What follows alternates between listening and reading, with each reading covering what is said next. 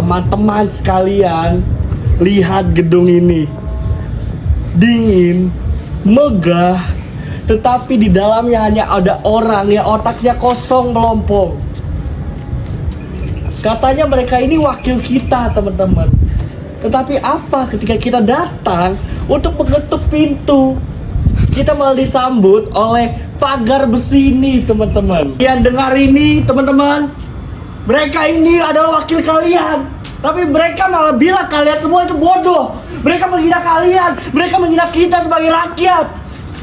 Bangsat, kubrak aja anjing.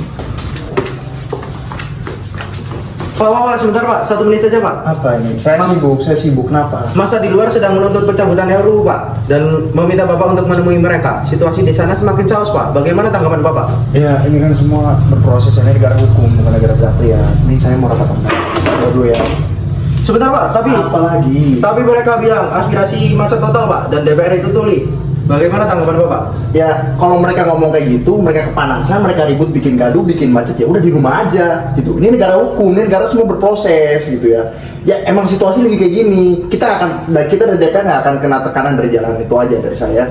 Ini saya rapat dulu udah. Tapi Pak. Saya sudah cukup. Mana keadilan untuk rakyat, bajingan?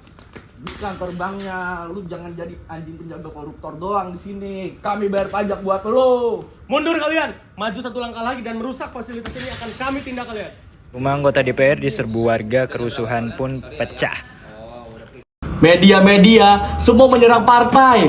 Elektabilitas kita turun dalam waktu 1 jam. Di sini saya cuma jujur, Pak. Kalau rakyat koar-koar, kalau mereka teriak-teriak, harusnya aparat lebih tegas. Pak, ini bukan soal aparat. Ini soal Bapak menyiram bensin ke api. Di luar sana ada konstituen kita, Pak. Mahasiswa, buruh. Lu anak baru tau apa, Nil?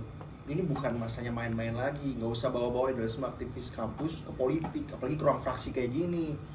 Pak, ini bukan politik. Ini udah bunuh diri, Pak.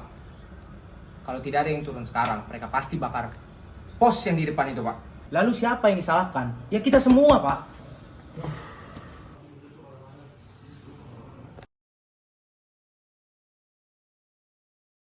Pak Farel.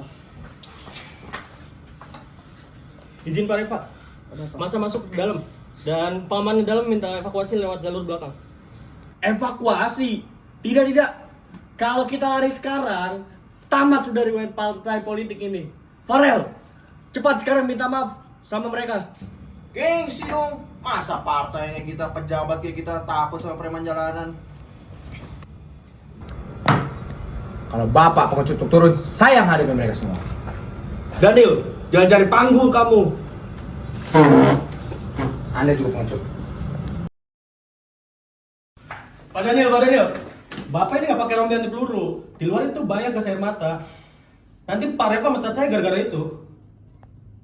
Will, kamu sini mau jadi apa? Staf administrasi atau pelayan publik? Saya Kalau begitu ikut saya sekarang.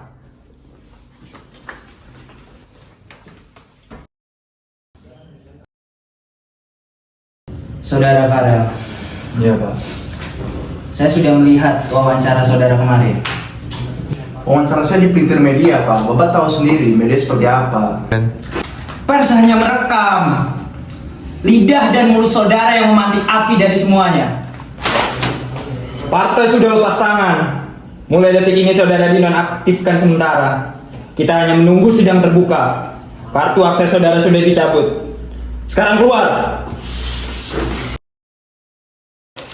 Woi, DPR anjing, keluar lu. Bangsat. Woi, tenang dulu. Lihat itu, mereka sendiri. Tahan semuanya, tahan. DPR anjing. Keluar lu. Goblok tolong. Saya Daniel, anggota DPR Komisi 3. Goblok. Kalau melempar batu Munafik. membuat perut rakyat kenyang, silakan lempar batu pada saya. Kami tidak butuh korban, Pak. Kami butuh bukti. Nah, aku juga nih. Semuanya tenang. Oke, tenang. Besok pagi saya ajukan mosi pembatalan di rapat paripurna.